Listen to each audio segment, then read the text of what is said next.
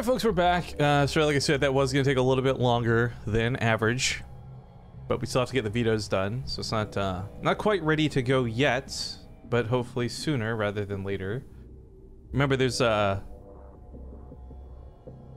guess we could have technically vetoed to 1 and done like loser's pick. I don't know. There's not really a format we're sticking to. It's not too important, but yeah, best of 7 grand finals. We got Team DIMAGA and BratOK against the Salvation Army, proving that apparently just in general, the CIS region in Europe is stronger than everyone else.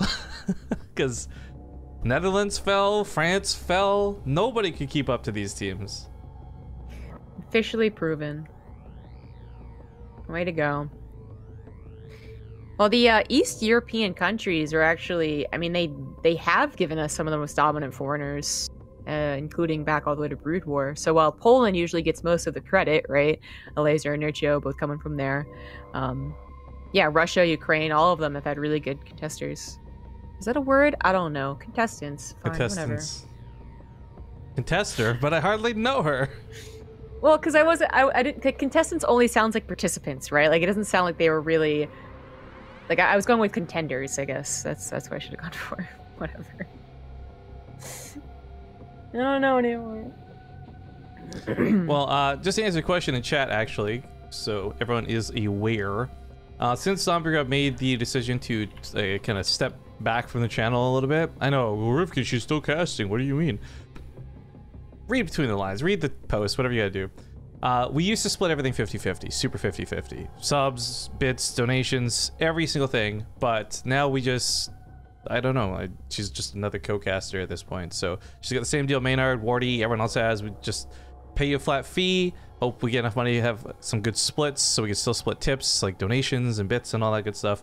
But if you guys want to support Zombie Grub through subscribing, she has been streaming a lot on her channel. You should absolutely go to twitch.tv/ZombieGrub, throw a sub over there.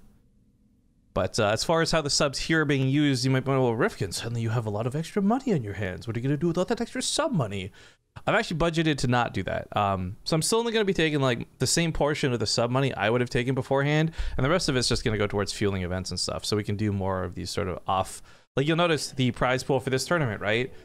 Brian threw in the initial $500, but then BaseTradeTV added 300, and that's made possible because we've got the extra sub money lying around type thing to really amp it up, make it bigger and better. And that's, I'm not looking to pocket cash, guys. I'm not a greedy person. I just want to keep doing cool content. So that's just so it's on, like, it's public information. I'm not going to hide that sort of stuff. That's how it's being used. Yeah, of course, supporting BaseTradeTV supports like a lot of StarCraft 2 esports. So you know, any which way you wanna go, it's great actually. But yeah, just to be a little more specific and put it all out there. But like I said, sub to Zombie Grub, guys, if you want to support her too. She's been streaming a lot outside of this. Although, perhaps not the next couple days, because you need to stop being sick. Go drink water, chicken noodle soup, lie down, all that good stuff. Have 7 cats lay on top of you purring. I do have a couple of days to try and recover, but I might be leaving again real soon. Oh, okay. Secrets. I hate being sick because, like, how to phrase it, like the need to crunch it out, like, because you know, yeah, you got stuff you got to do, so you got to force yourself to, like, I gotta get better sooner, faster, drink more water, sleep faster, sleep more. Yeah. No, I as long as it's not the throat, and not even because I'm a caster, I think it's just actually the worst when your throat is sick. Yeah, because you gotta breathe. Yeah, exactly. You need to breathe. Like I don't mind any other type of sick. Aches, pains, headache. I mean, obviously I don't like it, but there are worse ways to be sick. Yeah. Okay, well, they're in here. Yeah, see, we're in the lobby, guys. So we're not purposely delaying this. We're just trying to get the players in with us too, so we can get this party going. But we have the full map order now at this point, so we will still see possibly some of these 3v3 maps come into it. Mm-hmm.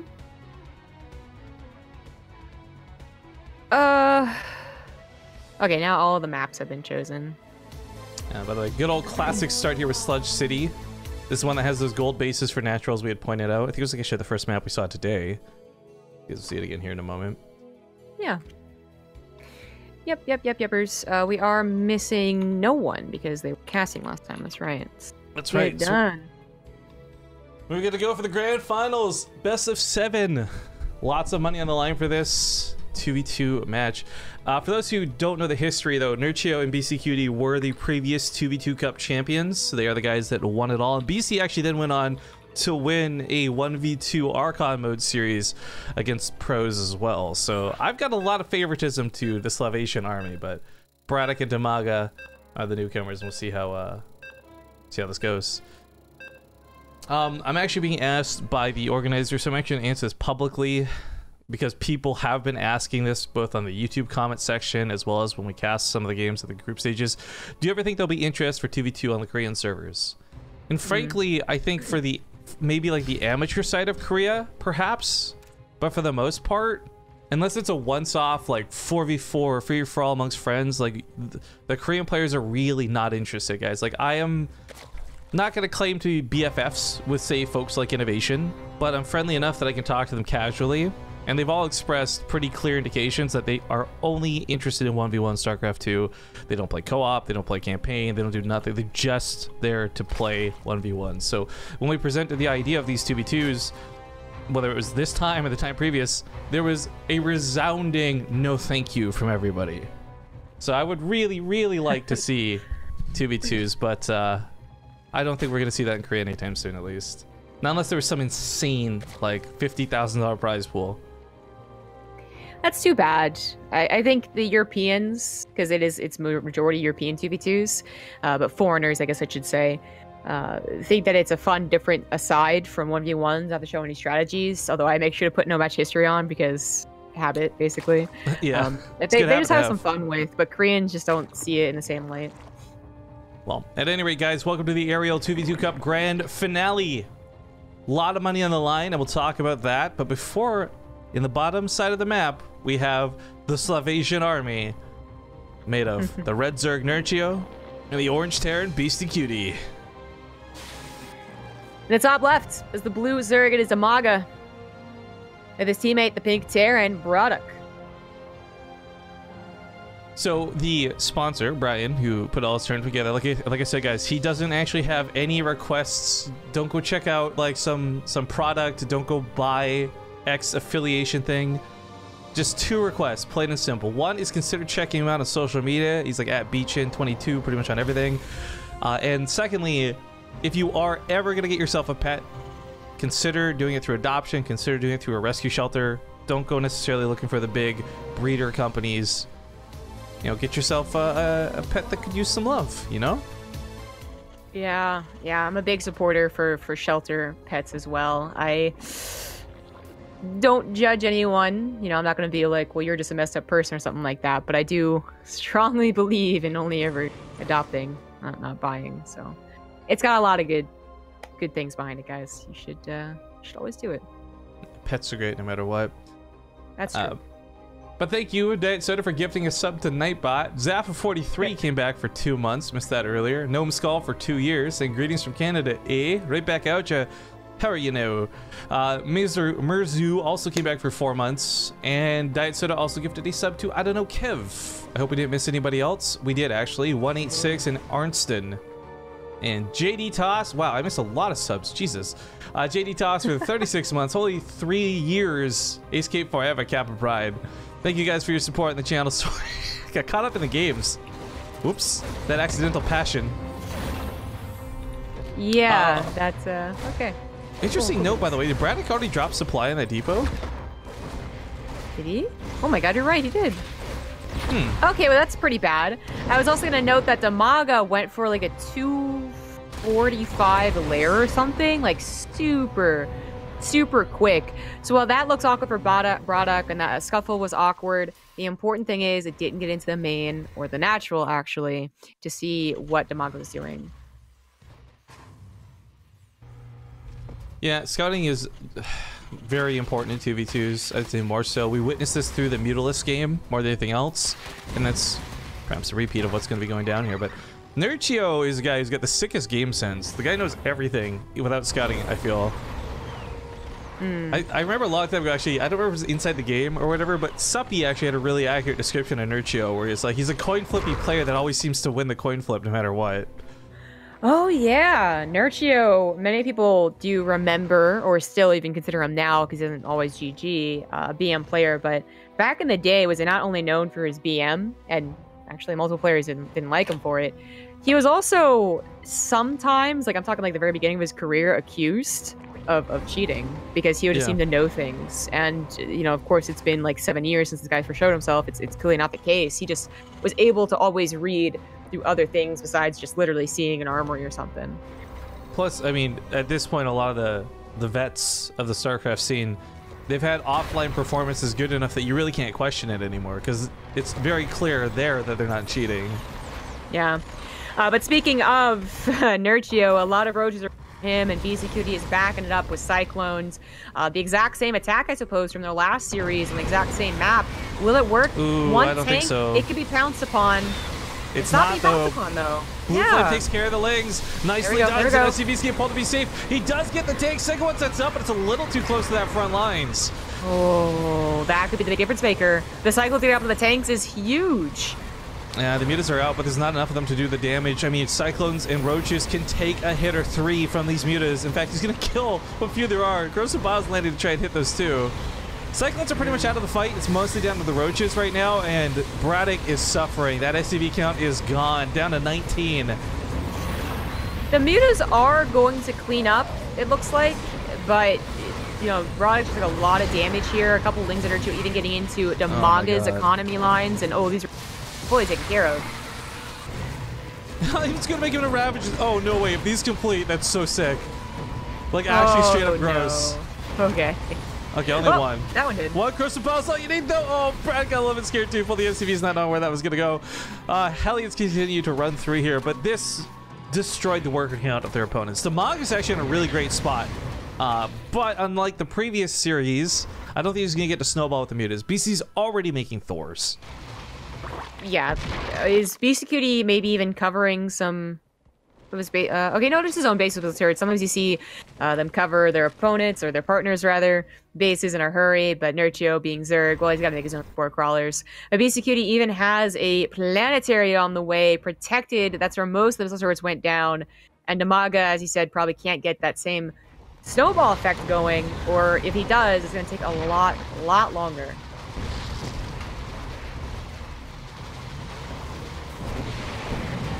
Chases off the mutas with that 1 Thor for now. Keeps the refinery alive. I don't remember the last time I've seen someone really actively repair a refinery. It's either dead or it's not. That's kind of cool to see. Planetary setup here will be holding pretty nice, but there's still a back area where the mutas can sit above the, what are we going to call the high ground? The turrets won't actually be able to see them. Yeah, that could be annoying. The mutas are a great comeback tool. They cleaned up the army, so that was the first, great job they did. And then if DIMAGA is allowed to just put everything into them, don't waste any money on Lings or Banelings or anything like that, then he could get to a count of 30 or 40 and really dominate the map. But eventually, the push is going to come to shove again. Nerchio and Beastyqt are going to get another army, and the mutas, that's when they might fall. But they find a Thor. This was not enough anti-air. Beastyqt making a big mistake. It's a shame. A lot of these mutas are very low, but those will heal up pretty quickly over time. Uh-oh. Tanks outrange the planetary, so this base is now under contest. And you know what? BratOK has recovered, sort of, but DIMAGA is still carrying pretty hard. Up double the army supply of every other player on the map right now. There's no way BratOK does the same push unless the mutas are covering him and scouting for him, because 2 tanks and a mech player, like, that just has to be surrounded by a couple of Lings. But Nerchio wasn't ready for this. Beastyqt tried defending before we really had the army to do so. So they lose not only a base, but Beastyqt also lost that army, so he has to just kind of suck it up, go back to building on 2. It's be hard to build though. His ally has zombie grubbed up the base pretty good. I'll take it. I'm okay with that. A lot of you guys might think like, oh, I can't wait to play with my favorite streamer. You know, I won some sub day things. I'll play 2v2s with zombie grab, and you have the almost like agonizing experience if she random Zerg. Ugh. She does not consider it. She's selfish. She's self-centered.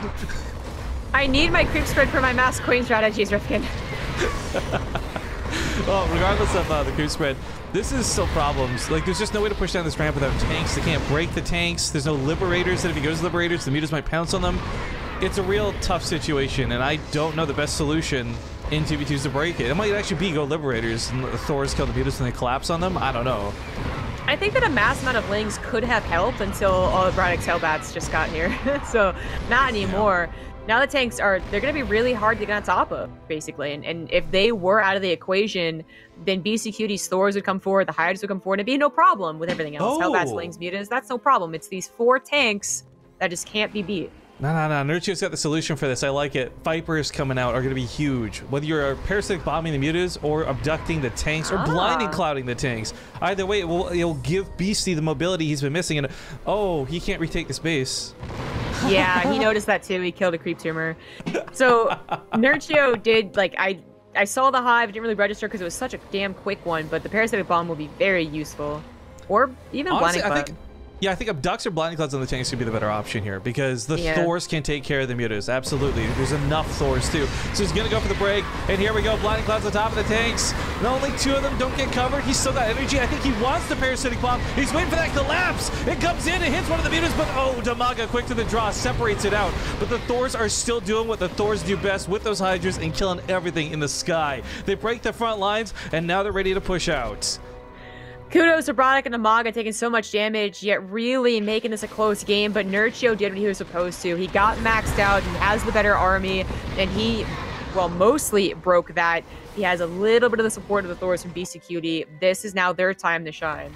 A couple tanks from BC will be wonders here, too, because they'll be the one thing that'll contest BratOK's tanks if they want to just draw a line in the sand, so to speak, but that CC is going to try and fly out of here. Not going to work. Or rather, it's not going to be effective if it does escape. More blinding clouds. No, ducks. Okay. That kills the kill at the end of the day. Breaks the tank line. 1 tank remains for BratOK. We got 40 mutas that are just going to go for a base trade. That is absolutely the only move they can do with that many Hydras and Thors. Yeah. And nothing was really set up here. Missile turrets will not hold against this. This is still a little tricky, but yeah, parasitic bombs. DIMAGA already showing that he's quick to split. He's staying spread out too just for the fear of Thors. BC's evacuating. Oh my god, he's taking the Battlestar Galactica approach to it. Yeah, except his are much faster than Cylons, I think. To be honest, Cylons took a very long time. What was the name of the fleet, Tally's people of Mass Effect? You know, I was telling a story about Mass Effect only a couple days ago and I could not remember for the life of me. Oh wait! I almost had it. Never mind. Okay, well. I can't. Give it. GG's. Oh, the big parasitic bombs come in. He flies the muta out. Okay, damn it. Corians. Yeah, but they had like a name for the fleet, right? Like it wasn't just like the Corian fleet. Wasn't it? I thought they only had names of the ships. Like you might be right. I don't actually know for sure. This is why I'm asking. Anyways, game number 1 going to BC and Nerchio in a fantastic fashion. That was I like that. That had some good back and forth to it. Those are the type of 2v2 matches I want to see a lot more of. Yeah. The migrant fleet, maybe is what you're thinking of? Yeah. Okay, there you go. Okay. That sounds a little bit more familiar. Cool. I was because I remember they had like a nickname for it or something, right? Yeah. Like. So they so Maynard never finished 3 despite really liking Mass Effect, and I was like, so you don't know what happens to Legion? And like all of that, right? What? Corians versus the dude, that was such like a I don't want to. I guess. Yeah. I'm like trying to get more vague. I was like, wait a second. I guess it's weird because Mass Effect's old enough at this point where you're like, okay, who cares about spoilers? But it is such a big deal. It's not just a big deal what happens. It's done so damn well that I felt like I did him an injustice by like trying to describe how it went down, but I was telling my story, which I think a lot of people have heard before on this stream, but the one where I messed up. I did the wrong thing and terrible things happened instead of just like kind of sad things. So, it was so good. Well, we're getting the lobby for Shrines of Lizul for the next game. Quick reminder of what these guys are playing for. Again, the prize pool itself is over $1,200, but first place is worth 565, second place 251. You're gonna cut that in half because you assume these guys split it 50-50. That's still like $250 for first place each. Pretty nice. Yeah, it is. Actually, we're almost at triple the initial prize pool here. That's really cool to see. Very good. Is there matching donation code? I did, yeah. So there is, but it's been used up. The code was Tippy. It's the name of a friend's deceased pet. Mm. But okay, everyone says they're ready. Let's rock and roll. Shrines of Lizul for game number 2. Shrines of Lizul. It sounds a lot cooler than it is. Well, it kind of sounds like it should be said like the Acolyte in Warcraft, right? No, you know what it does? Like, my life for Azul. Nerchio. Thank you, Nerchio. Yeah. That's still my favorite Easter egg of any Blizzard game, by the way. But I was actually thinking it sounds more like the assuming control guy speaking of Mass Effect, like Shrines of Lizul. You're right. Did you ever beat Andromeda? Did you give up on it? I forget. No, I didn't. I wish I okay, yeah. I like once a month will revisit the phone app I've got to like do the side missions on the phone app, and then like I'll never play it. Like I hate it. Yeah, I wanted to wait till all the patches were done, and then I'm just like, you know what I also don't want to do? I don't want to download 40 gigabytes. I'll explain the Easter egg in a moment, guys, but we actually have some pretty tricky openings, perhaps, as this map does lead to some tricky bases and defenses. On the rightmost side of the map, they're up 1-0 in this best of 7. We've got Nerchio and his ally Beastyqt. In the bottom left, it's the purple Zerg DIMAGA and the pink Terran BratOK. Someone says it should be called science in space, but let's be honest, it is dating in space. Okay. Simulator. Dating simulator, space simulator. Yep. Anyways, as many of you know, if you click on a unit a bunch of times, eventually they'll stop saying their regular lines and have some silly Easter egg voice lines. My favorite of all time is the Acolyte from Warcraft 3. If you click on it a bunch, their normal line is "My life for Ner'zhul," but eventually they'll say "My life for Ner'zhul." Yeah. That's a cute one. I was watching Todd play some Warcraft, and I don't play it very often. I don't watch it very often, but that was an interesting game. I'm like totally anticipating a remastered announcement in the next couple of years, and then I'd play it again. I just like the hero leveling system part of it. I was never good at Warcraft by any means, and the slow pace maybe gets picked up or changed, but the hero aspect I thought was really cool. It reminded me a little bit of how you play with like DIMAGA and co-op and things that I already enjoyed in StarCraft. So I would not mind a remastered at all. I would probably play the crap out of it. Yeah. So Nerchio did go for a 12 gas pool, and this has not yet been scouted from the other team. Oh, it has. Never mind. I got in there. So DIMAGA did not play too greedy. It was an early pool for him, but it was pool first. And then, of course, BratOK has his wall, and he is not so much worried about what the opponents can do as he is about having his teammates survive. What? Oh my god, it just like... What? Are you okay? What are you talking about? I thought you were saying that because I had talked about not caring about the Solarian and that big old thing that happened, and I was like, I'm a scientist, still mad about that. Solarian. I laugh at it because I didn't actually get to see that one.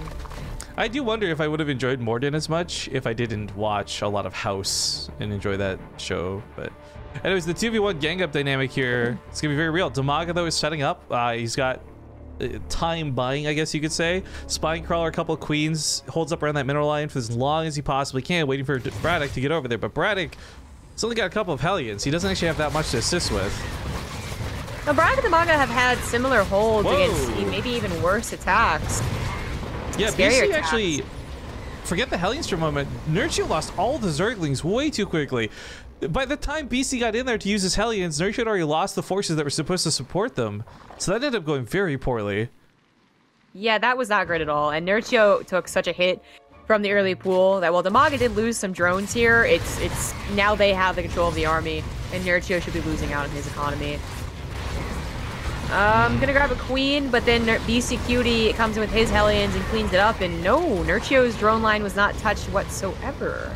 Both players came out of this relatively low workers because of the situation they were forced to be in, but Nerchio, I'd say, slightly better off despite being down 3 drones because he is up a hatchery. DIMAGA only just started his. It's a funky spot to be in, but that ebb and flow, the back and forth of this 2v2 match, these guys really are the best suited for these finals, it looks like. And as BC and Nerchio prepare for another attack, they both have to be very careful because the thing is, when it comes to Hellions, glass cannon units they may be, if done absolutely perfectly with the best angles, I'd say BratOK could take on this entire ground army, both Nerchio and Beasties. Anti-air through the queens, the only anti-air right now. Oh, Banshee, no, you can't do it. Now you can do it. Cloak comes in. Hellions are holding strong here. BratOK, unfortunately, had to pull back to his main. This abandons that front line, leaving Nerchio to fight alone. Or excuse me, for DIMAGA to fight alone. But Nerchio's fallen off on the attack. The Beastie's Banshee's the only thing that's actually staying around. It should really be getting these queens, though. I wonder why he isn't. Does he... There's no Overseer. There was no Spore Crawler. It seemed like a couple of freebies. Yeah, oh, well, these SCVs are freebies, so... Right, I was gonna say, if he had gone straight to the mineral line with that Banshee and not dicked around, taking the shots, like, this Banshee could have possibly just wiped out every single SCV. Instead, it only gets about half the mineral lines, which isn't bad. Brings BratOK down to 13 workers, giving Beastie the lead now, 24 most workers on the map. Yeah, that definitely was good for Beastyqt. I guess he was afraid BratOK would have a scan, which he did and didn't use, so it was a little odd. Save a mule? Why isn't he... Yeah, expecting a second Banshee, now he definitely has a scan, almost 2. He's trying to bait out that, but the lock-on should reach. Barely. Very barely. Ooh, nicely done. Now, I really thought Nerchio was going to put himself in a worse position by opening up with that 12 pull and not doing anything, but DIMAGA just not able to drone, had to react, lost 6 drones. Nerchio and Beastyqt have found themselves, I say, like, in a pretty strong lead as this Banshee's still doing damage. Yeah, this is, what, the third one? First yes. 2 died? Yeah. So BratOK's going to lose what little SCVs he has left. They're just saying, screw it, we got to go, because they can't wait anymore. There's just no chance to recover time-wise. So right now they have a pretty substantial army that might be able to take on Beastie and Nerchio. But if Beastie and Nerchio can buy time, their worker count's eventually going to win this game. Absolutely. Roaches are sturdy, but not against Cyclones. Those are the first things that really... they would love to target down, but that's where the Lings and Hellions protect them for so long. Even SCV's repairing once again. Oh, don't let your Lings surround the Hellions. Beastyqt dodging around, trying to take out the Lings of DIMAGA's. BratOK's Cyclone's doing really well through this. Yeah, but it's so similar to that game with them versus Clem and Denver. I think Nerchio and Beastyqt, oh, the Queen's get involved, but the Roaches are already, or I guess they're already Roaches for DIMAGA, so what are they going to transfuse? Each other and Lings, I guess. That Banshee still on the other side of the field might just need to come home. Can't dodge Corsair Gear of Queens. But you can heal through it. Think about that. Yeah, you absolutely can. But only, like, Cyclones, the problem with only having a Cyclone or 2 enter into the main, I guess it's 3 Hellions, is that drone pulls are surprisingly effective, but not against the Hellions. And they get into the drone line, starting to barbecue up Nerchio's drones. His natural drones also died, and I thought they had done enough damage to the Terran's Cyclone army to win. DIMAGA's leftovers really powered through here so that now Nerchio barely has a supply, but BratOK has nothing. He even lost his command center. Oh my god, the Banshee killed the command center? Are you for real? Yeah, he was so focused on microing. Okay, so now at this point, even if Nerchio died, it would just become a 1v1, where I think Beastie's still in the lead. But this is, yeah, every second Nerchio buys here just gets better for Beastie, really. Queen taking on a spine crawler. It's just so ridiculous. Okay. Banshee could go in there cloaked.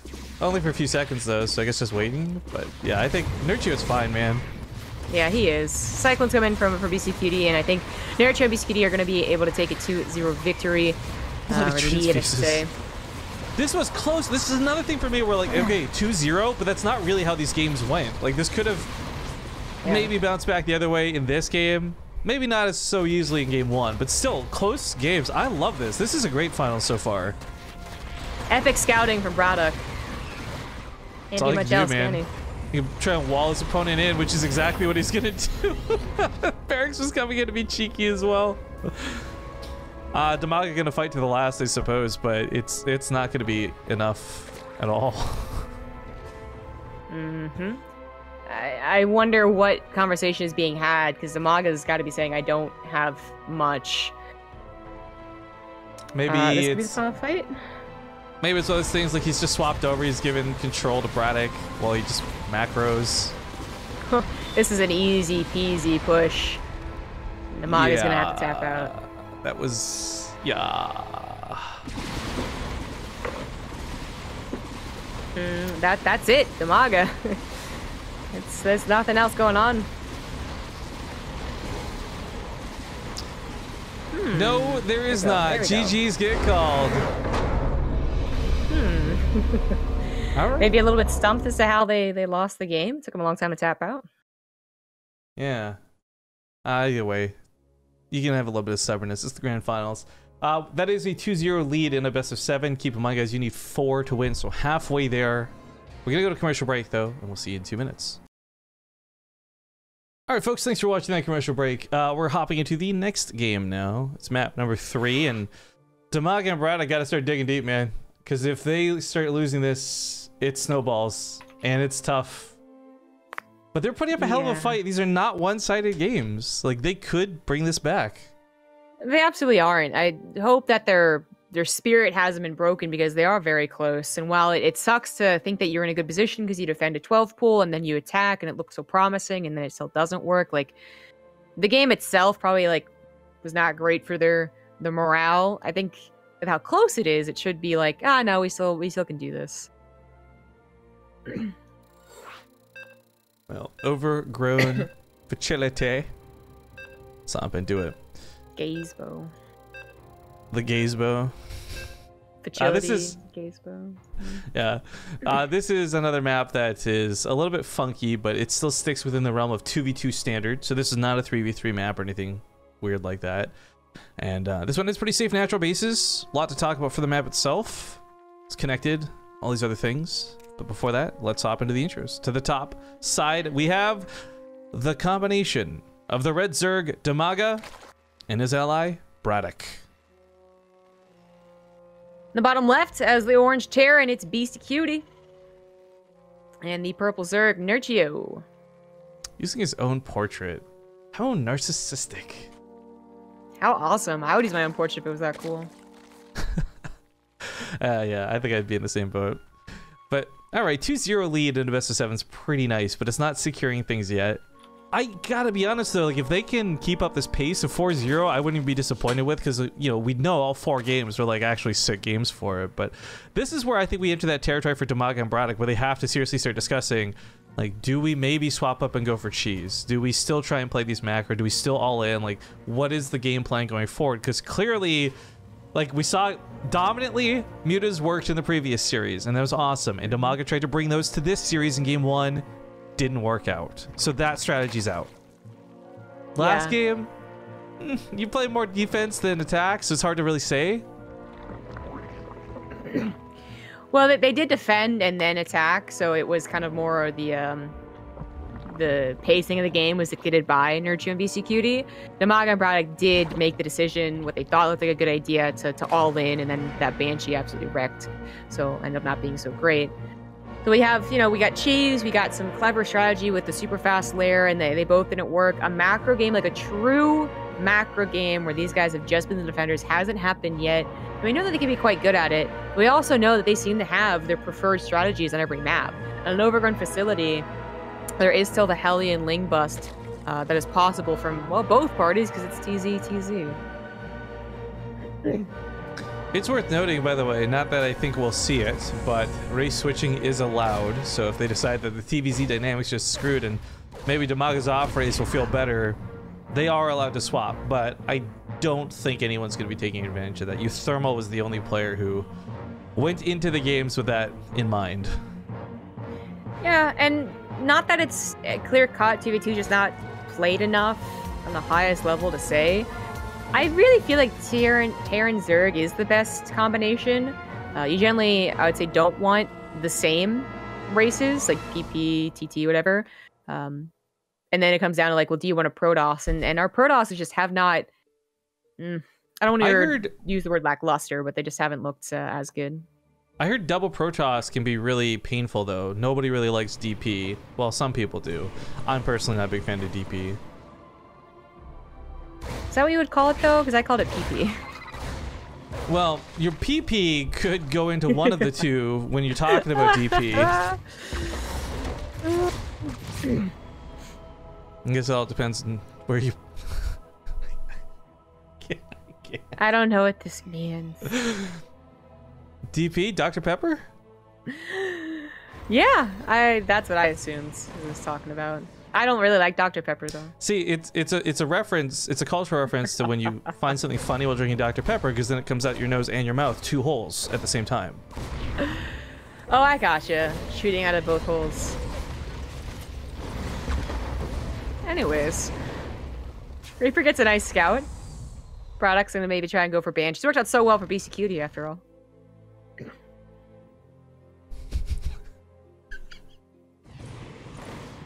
I'm sorry, guys. I don't know where my brain's gone at this point. I'm trying to snap back to reality here. Did an ad? Oh, apparently ads played. I thought people were what the fucking at the jokes, but also ads apparently. It literally couldn't possibly though. It's not been 8 minutes since the last ad, and you can't play ads in fast and 8-minute intervals. A lot of people are agreeing here, so I don't know. Okay, maybe they joined and pre-rolled. I don't know. That's another one of those things where if you guys literally just saw an ad, you can hear us now. Report it to Twitch, please, because that's a bug. Yeah, absolutely. It works out so perfectly because it did apparently sound like they were just censoring us. It's like someone at Twitch is like, no, I can't let this happen. Abort. What? Twitch is I don't know what Twitch could possibly have against Dr. Pepper. I mean, you got people like Mountain Dew sponsoring a bunch of teams. You know, when they were younger, you know, they laughed and it was really painful to come out from both. So, I mean, everyone's had that experience. Maybe it was really traumatic. Banshee comes in to take out this tank. No anti-air to respond. So really just getting it right up the ass. Oh, there's gonna be detection through the Overseer at least, but yeah, with the tank down, that triggered for BC to go in. I mean, this was a great way to open the doors. Yeah, that Banshee was such a shocker. I thought BratOK was going for a Banshee, and then he didn't. He went for double factory, so that's well, that didn't work out so well. But the mutas here from DIMAGA are going to be cleanup crew just like game number 1, but perhaps a better cleanup crew, a lot faster this game. Yeah, actually, the key thing I always look at for these attacks is mostly that worker number, because it can snowball really badly, having that extra Hellion Blast, having a couple extra mutas. So DIMAGA actually holds on with 38 drones, which is pretty nice, only losing 5 in the process. Considering how dedicated this attack was out of BC and Nerchio, that's not worth it. No, I would say Nerchio and Beastyqt are in a really, really bad position right now. But Nerchio only flooded with Lings. It was like a lot more Hellions than it was Ling. And he is on his way to Mutas too. He gets the benefit of seeing the Mutas, so he starts +1 Carapace, where DIMAGA hasn't started any upgrades. And Nerchio, if he wins the Muta War, I think he puts his team absolutely back in the lead, even if Beastyqt has fallen behind a little bit. Wait, I'm confused. Someone's upset in chat that I've been making cringe sexual jokes, but I haven't made a single sexual joke all cast. What are you guys talking about? Could you cite a specific example and explain it for me, please? I don't know about sexual, but Dr. Pepper's really gross, so personally I'm cringing a little bit. What? Okay, hang on. Back the fuck up. You don't like Dr. Pepper for real? No, not really. Like, regular Dr. Pepper is okay, but I would never choose it over any other option. But Diet Dr. Pepper is actually, like, it's terrible. It's just, why would anyone ever drink it? The PP thing. We were talking about Protoss and Protoss. DP, double Protoss, Dr. Pepper, Yeah. like, I don't... You guys gotta get your heads out of the gutters. This is actually frankly embarrassing for you guys. Yeah, well, it's also embarrassing for DIMAGA, who loses the Muta War just absolutely entirely. Yeah. And that is Nerchio now dominating the map. That was a classic case of the mutas, though, where like, oh look, you came in with slightly more mutas and left with way more mutas. Like, it's ridiculous how that glaive worm bounce factors in. And you know, Nerchio just finished up his carapace like as we speak, so he didn't even have that for the fight. Like, he just won through numbers. But there's the tap out. GG. Ooh. Slavation Army goes up 3-0 and now puts their opponents on match point, meaning all they need is one more victory to lock this down. Dr. Pepper is delicious if your plane crashes in the desert. I don't understand that reference. What's that one? I think he just means you'd have to be starving and dehydrated to ever like Dr. Pepper. Oh, cool. Real quick, who is that banning slash ban? No, I hate it. My favorite drinks I've always been chastised for growing up. Like, I don't drink sodas or pops anymore, but when I was young, I loved Mountain Dew, and everyone's like, "Don't you know it kills your sperm count? You shouldn't drink it. It's a terrible thing." So like, I was like literally not allowed to drink Mountain Dew, and they actually took it out of all the vending machines at my school. Then yeah, as like I'm like a teenager, I started drinking Dr. Pepper, and I love the way Dr. Pepper tastes. It kind of had that is better than cherry Coke, and like. Everyone else hated it, dude. They were like Team Zombie Grub, and so like I would be made fun of for drinking Dr. Pepper. I kind of forgot that Dr. Pepper had a cherry version, and I like any cherry version. Oh, you know what was awful? Does anyone remember? It's not the same now. They definitely changed it. But Mountain Dew Code Red, when it initially came out. No, I don't know about that. No. When it first came out, dude, it tasted and smelled like floor cleaner. Like, it was terrible. I'm not sure what they did or messed up with. Like, later iterations of it, it became delicious. But okay, no. I didn't know that. I was not drinking Mountain Dew, but not because like my parents would let me or anything. I had like Surge, right, which is like much worse. I don't know what Surge is. It's just Mountain Dew on crack. So, but like I only ever got Mountain Dew because World of Warcraft had a promotion, right, where it had like the Horde was. Well, I don't remember if it was that, but it was probably that. But like the Horde was the red one, and then the purple one was Night Elf, right, Alliance. And I remember trying both and saving the wrappers, and they were delicious. I was like, this is dangerous.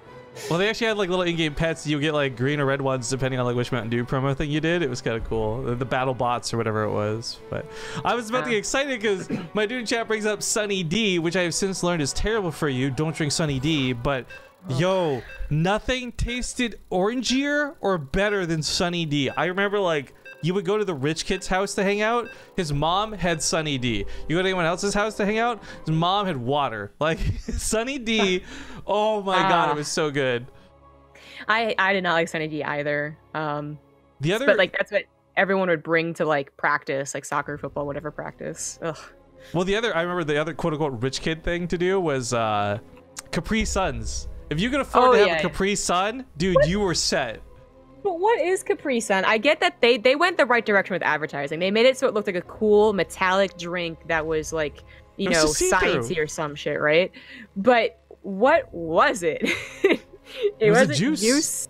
It wasn't juice. Like the closest thing it would come to is juice, you're right, but it wasn't juice. You know what it was? It's like, you know when you get like those jelly things and it's got like the little bit of jelly juice on top? I think that's what Capri Sun.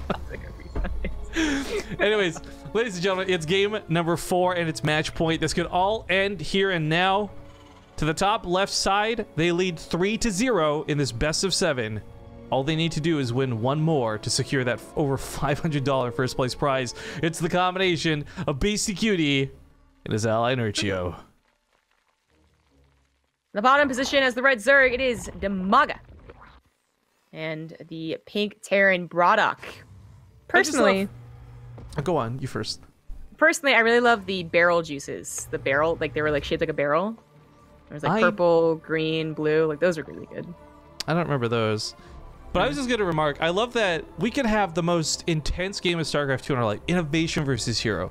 Balance complaints all over the place. And still, that chat activity pales in comparison to when we bring up like 90s cartoons or what we had for friggin' lunch and drinks. Like, nostalgia has some serious power to it, man. It absolutely does. And I think we're also somewhat blessed that we're not like 40 years old, right? And we're not talking about Ovaltine. There we go. I was like trying to think it's like really old. That we are in the same age bracket as a lot of these people to have a lot of these shared memories. Meanwhile, there's like this one 40-year-old tuning in. He's got his backwards cap on, sipping a Capri Sun, saying, it spits it out. Does the spit take? Pfft, what? Not old enough. Here comes the shows. Someone brings up Zoids.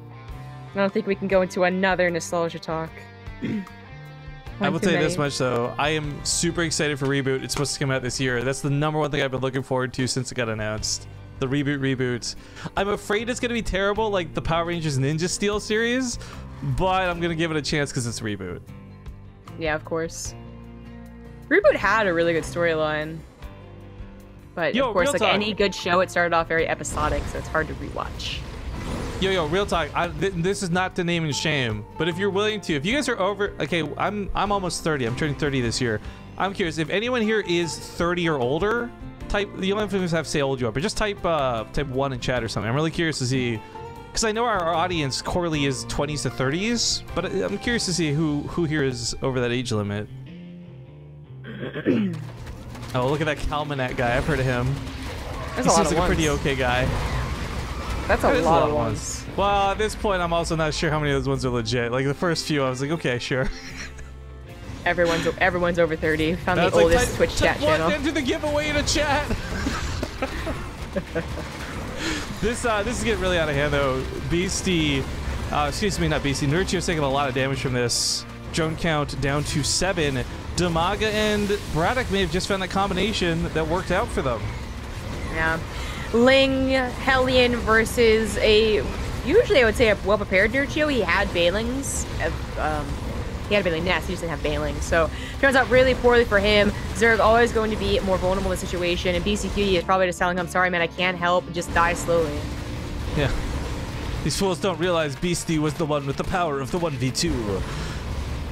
But I think that this is actually just that right amount of cheese, a little bit of spice, and frankly a good way to get back in the series where they are, again, on their last lives going forward. They cannot afford to lose another game. Well, they have officially made it a 1v2, so that is looking good to take game number 4. The Beastyqt still thinks he has something to say about it. He's going to get a Banshee over here to go ahead and try and kind of take back the map and deal some return damage while going into a rather strong Marine tank army. I think that Beastyqt has 1 attack in him that is scary, and then he has to tap out. I don't even know if he's got that much, man. He's actually placed... I know you're talking about the Banshee for the attack, but I mean, like, he's double bunkering it up. Like, he's so defensive at home. I don't like this position on the tank. I'm not sure why it's on the ramp like this. It's a little odd. Now, Nerchio, his job could seriously just be scouting. I'm not sure he has any need to micro right now because Beastyqt's not doing anything, but he could be scouting. Still got a couple overlords. Or poop emojiing, you know, either one. I like what he did, though. He tried to go for a pyramid because that first one started off in the middle. Failed, though. Sorry to say. Do I have ref? I can't. I was going to say it's a pretty shitty pyramid, but never mind. I could tell him for you, but you gotta give me $5. How about instead I'll give you the color red? No deal. It has equivalent value. Apparently. This is how the system of barter absolutely works. Nothing. Feels bad for Beastyqt. Yeah. I don't know what he's planning to do for this. I mean, Beasty's a guy who has made impossible situations work. So don't get me wrong, guys. There's no quite wagging our fingers at him staying in the game just yet. But I think every second that goes by definitely benefits the Southern team because while Beasty may have at a point had an army that could contest this, now it's being matched by BratOK. Yeah. I talked about that one good push, and I thought it'd be a tank, kind of bare bones, but with numbers. Well, Beastyqt is gonna wait for Stim. Well, forget about that. By the time he pushes with Stim and Medivacs, BratOK and DIMAGA will be maybe even twice his supply, both of them, so quadruple his lone supply, and that's just not, it's not great. Plus, it's Bio versus Mech. Thanks for that. Now, funny enough, right, Beastyqt can take the bases of Nerchio because they really were not mined out very much at all, and that will give him a safe 4 base and then some. Nerchio's only thing on the map is blocking Beasty from taking the main. He should spread the creep, if nothing else. Well, actually, I don't know. No, I don't think he should, because then it benefits DIMAGA. The vision is not worth disregard, I believe. You're right, actually. Plus, if he does it incorrectly, he might block out Beasty further. Right. So he's gonna spread this one tumor and have Beasty execute the creep tumor that's blocking. Oh my god, I'm just like rubbing my temples here. The next level strategies are unreal. They're literally playing around a creep tumor right now. Beastyqt scan and saw DIMAGA's mutas, but there's just if you're up against Ridges and Hydras, maybe numbers of us work out like big tank splash, like way to go. But mutas are gonna play around this battle and just keep Beastyqt pinned on his bases.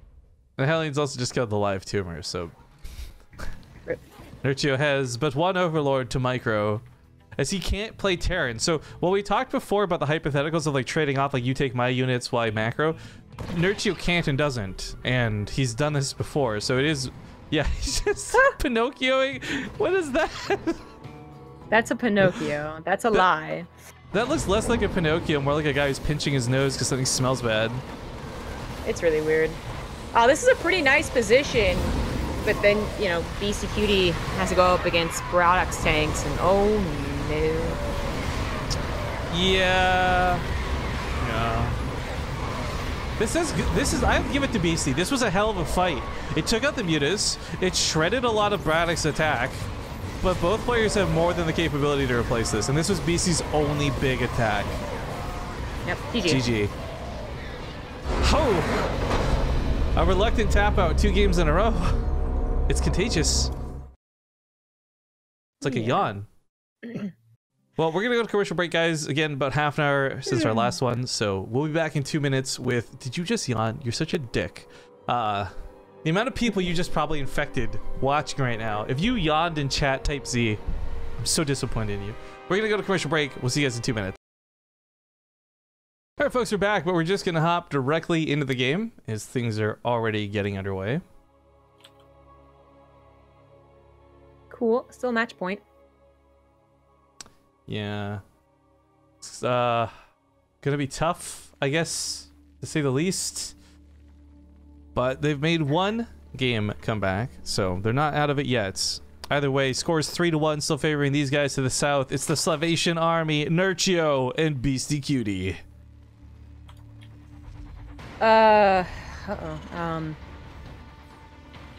In the top left has the red Zerg, it's DIMAGA, and the pink Terran, BratOK.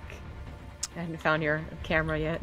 It's like, she's got a 50-50 chance of getting it. Like, I gotta tell when I hear the, oh no. Oh no. Did I get it? No, you were wrong. I had to move. It's okay. This is the 3v3 map, though. We talked about how with no vetoes, we would eventually likely see 1 at least. And Black Site led to a very interesting game when we saw it earlier. Maybe we'll see it go again, but I think BratOK and DIMAGA are best not letting Nerchio macro, not letting Beasty get away with 3 or 4 bases. Beasty is with a bit of futility also walling the top of his ramp, because if you guys don't know, you just come in from the side. A little futility. Well, it's not entirely futile, because it will wall off the direct running through the front. They'll have to take 3 steps to the right. I think he won't even wall it off entirely. Okay. I think he gives up. You wanna bet $5 on that? That's enough to buy me a bread.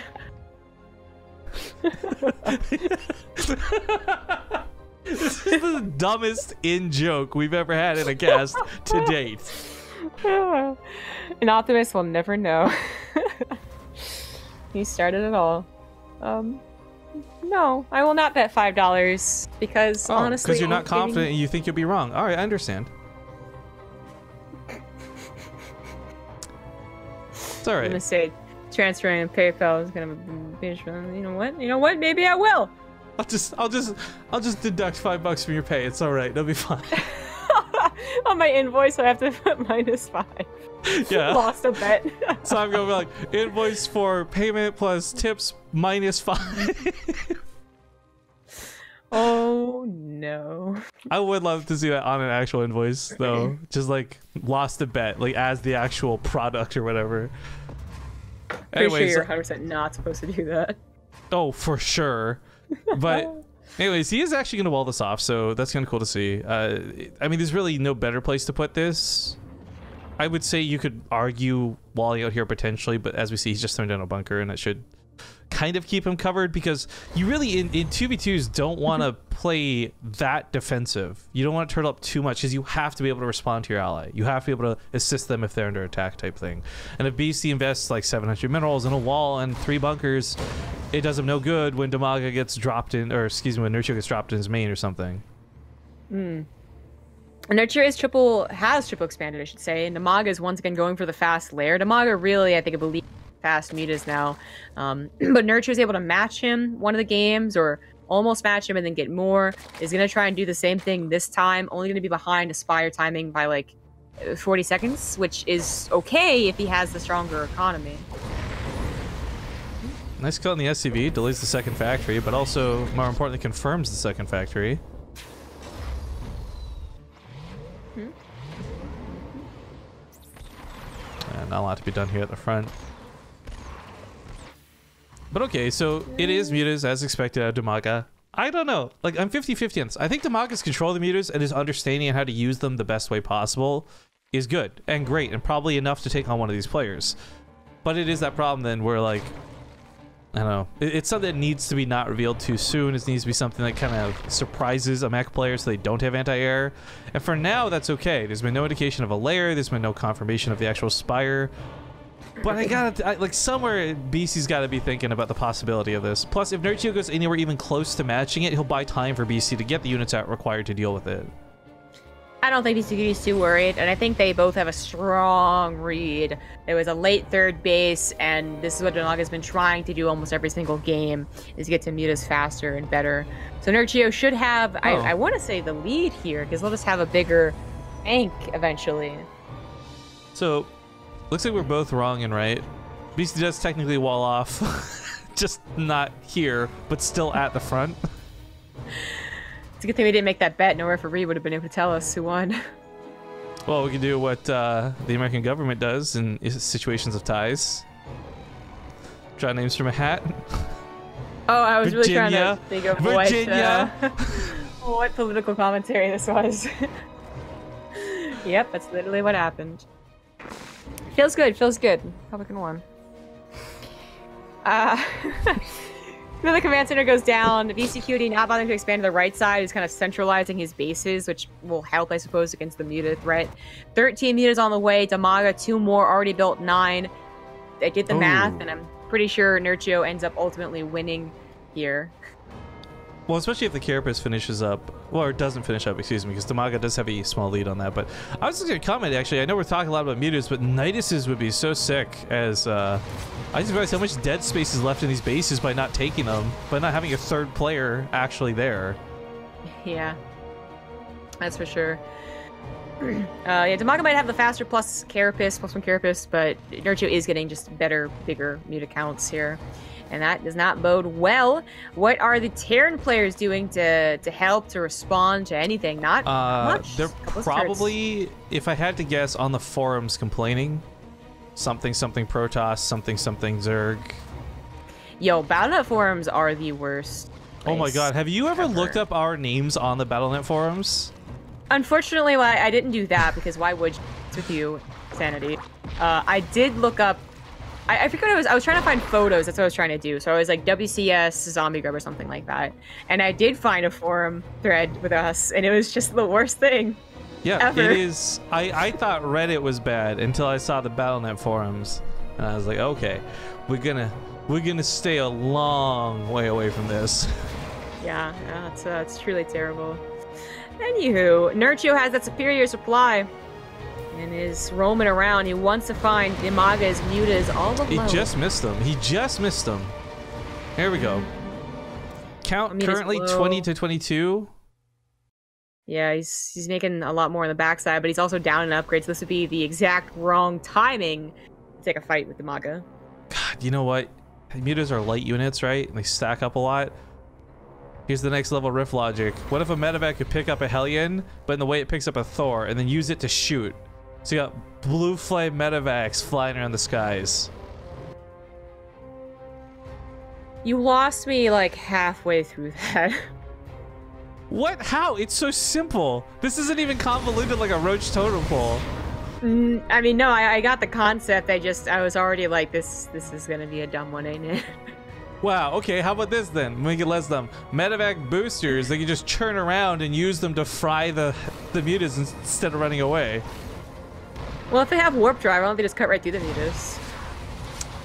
First off, it's not warp drive, it's hyperspace or something. It's not going to warp. Warp is Star Trek, right? Star Wars is something different. But when someone says, first of all, it's I don't remember. First of all,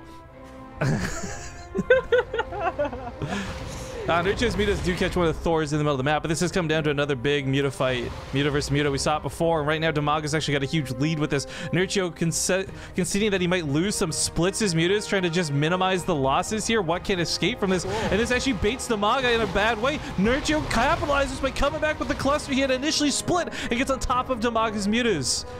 That's really cool from Nerchio. And even after losing the mutas over here, still is even-ish on mutas. But Nerchio went for the +1 weapons. DIMAGA followed the +2 carapace. DIMAGA still has a superior muta flock. Mutas take on that Terran army. Uproots this pretty quickly with the tanks gone. Now Nerchio can start, Beastyqt can start moving around. He's got a couple of Thors, not that many, but all he needs is like 1 or 2 good shots and he can seal the deal on this red muta flock. It'll be worth taking the shots from the tanks. He really wants to grab it. It's so close, like 35 meters to 35, dead even. But here comes the Thors. This is where they win the game. DIMAGA, no! He had to try and save BratOK, but BratOK really just should have had a couple of Thors himself. This ends up going so poorly for our red team, we'll call them, with the tank BratOK. I mean, no. Beasty was going for battle cruisers behind this, by the way. Cool things to be said about that. But I think one of the things that we're not seeing that on the way is happening, DIMAGA tried to go for a hive. He knew Vipers were going to be a necessity at some point, whether it's blinding clouds or whether it's parasitic bombs. I don't know that he's going to have time to get these out. The mutas are already here. Yeah. This might just be game. I think it is. Beastyqt is also like way up in supply. Battle cruisers aside, pushing forward with the rest of the ground army. That's gonna be that. Well, this kind of makes a cool story for our 2v2 cups. GG, the defending champions hold the title. Nerchio and Beastyqt will be the 2v2 kings. Nice. Of course, let's talk about the final prizing, right? First place prize to be split between the two of them. Thank you, whoever that was. Get that in a sec. $565.31 is what they'll be splitting. That's a pretty nice first place prize. Second place, though, for DIMAGA and BratOK, not so bad, but not nearly as good. $251.25. Again, for them to split at their discretion. Because the way this works, we just pay one player and then they pay each other. But third and fourth also walk away with $157. And this is all thanks to you guys who contributed to the match arena. Like we said, we put in the initial, Brian put in the initial $500. Thanks to the subs on BaseTradeTV, we were able to upgrade that to $300. Montiun today comes in with $200. Matcherino gave us a bunch of codes. You guys help us cash it in. This ended up being a really big 2v2 cup, all things considered. That's really awesome. And the donation is also saying, "Where's the love?" 2v2 from Diesel Max Power, $10. Diesel Max Power, the pro. I'm surprised he wasn't like, "Where's the Protoss?" The real question is, where was M Canning for this tournament? Because he probably could have 1v2'd everybody. That's probably actually why he didn't play. He wanted to give everyone else a chance to win some money for once. It actually makes sense. I should have thought before I spoke. Silly Rifkin. Nah, don't ever do that. Anyways, guys, thank you for tuning in. I do hope you enjoyed it. But to comment on that donation message, really, I've said it before, I'll say it again. We have a super basic idea of like what type of content to do on the channel. Do StarCraft content. But the question is like what kinds? And it's really easy to just do 1v1s and typical formats like we've done classically. And until people speak out and put money down, or like we just hear a passionate cry from the fans to do other types of content, it's hard to bridge it. Like 2v2s objectively get less viewership, less subscriptions, less donations, but they're fun and different, and if enough people like doing them, we will continue doing them. But like I said, we need to hear that voice. I know so many of you watching right now don't even have Twitch accounts, you don't even play StarCraft, you just like watching, and that's totally cool and fine, but really speaking out is the best way to, well, A, make your voice heard, but secondly, let us know your opinion so we know where to go with things, right?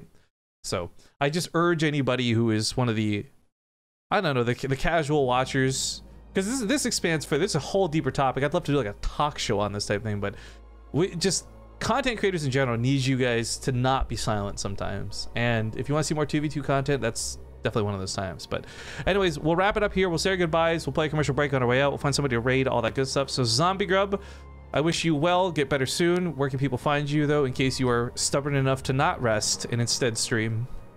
Follow on Twitter at CG Gaming, Twitch Zombie Grub, YouTube Zombie Grub, and the plan is still to stream unless the sickness gets worse.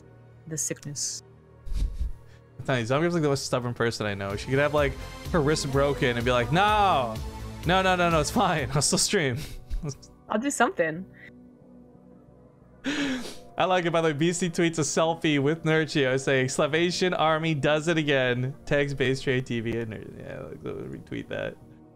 Yeah, that's good stuff. Calmanac, by the way, thank you for the 4-month resub. You guys might not know who Calmanac is. I don't know if he wants me super shouting him out, but he's a very useful, pivotal person to StarCraft behind the scenes. So shout out to that dude.